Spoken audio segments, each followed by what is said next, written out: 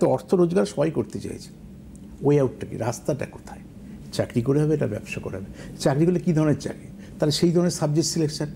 একটা ধরুন আমি মনে করছি আমি ডাক্তার হিসাবে আমি অর্থ রোজগার করবো, অর্থটা দেখ একাদশ, যেখানে সোর্স অফ ইনকাম।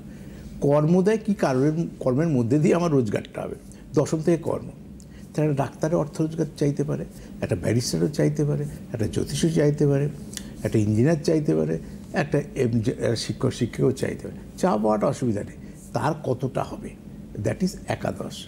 আর কি কর্মের মধ্যে দিয়ে হবে, আবার কর্মের মধ্যে কিছু ভ্যারিয়েশন আছে। ধরুন আমি একটা স্কুল মাস্টার, আমি সরকারি চাকরি করি, আপনার তো আনলিমিটেড রোজগার হবে না, সেটা সিস্টেমে। যার জন্য আনলিমিটেড রোজগার তাদের হতে পারে যারা সেলফ প্রফেশন বা যারা ব্যবসা করে, যেমন ডাক্তার, ইঞ্জিনিয়ার, জ্যোতিষ, সিএ, তারপরে যে ব্যবসাদার, এরা আনলিমিটেড রোজগার করতে পারে যদি তার থাকে।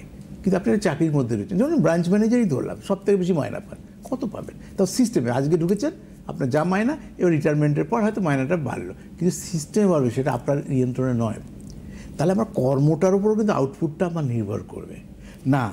আমার এই কর্মটাই ব্যবসা করছি, যদি ব্যবসাটা কয়লার করছি, এবার শনি ভালো রয়েছে, তো কয়লার ব্যবসায় প্রচুর পয়সা দিতে পারে, লোহার ব্যবসায় প্রচুর পয়সা দিতে পারে, ডায়মন্ডের ব্যবসায় প্রচুর পয়সা দিতে পারে, অনেক কিছুই আছে। সেই ব্যবসা যদি চলে তবে সেটা আমার হবে।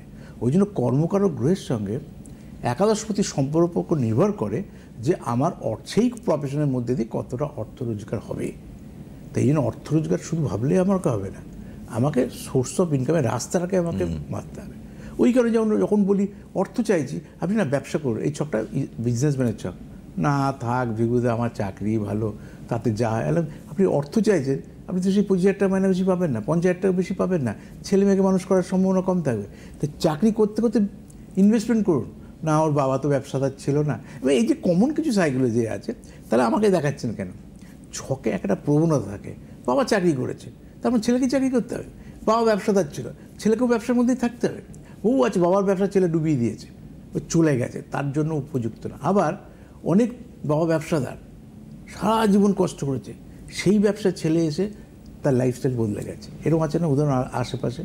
তো অতএব কার জন্য কোনটা হবে, আপনার হরস্কোপ অনুসারে সেগুলোকে আমরা নির্ধারিত করি যে রোজগারটা কীভাবে হবে, তার কাজটা কী। না, আমি মনে করছি এই ছেলেটার সোর্স অফ ইনকাম একাদশপতি ভালো রয়েছে, কি একাদশপতি দ্বাদশে রয়েছে, তবে বিদেশ থেকে তার পয়সা রোজগার হবে। এইগুলো তো ইন্ডিকেশান যে কোথা থেকে গিয়ে রোজগারটা হবে। দ্বাদশের সাথে যদি একাদশের সম্পর্ক থাকে, তার সোর্স অফ ইনকামটা বাইরে গিয়ে হবে। তার কী কর্মের মধ্যে দিয়ে বাইরে যাব, সেটা কর্মটাকে আমার পয়েন্ট আউট করতে হবে। ধরে নিচ্ছি আমি বাংলা অনার্স পড়েছি, তো বাংলা অনার্সে পৃথিবীর কোন প্রান্ত থেকে রোজগার করবেন, বোঝানোর জন্য রাজ্য চালিয়ে বাংলা অনার্সে আর কিছু ভ্যালু নেই।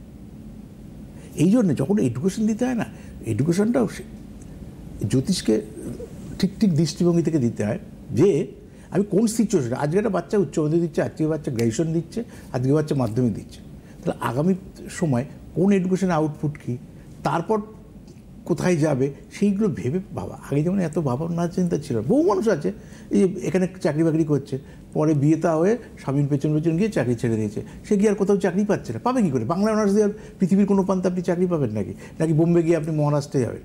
লোকাল ল্যাঙ্গুয়েজের ফেস ভ্যালু, এটা ওয়েস্ট বেঙ্গলের জন্য অ্যাপ্রোপ্রিয়েট।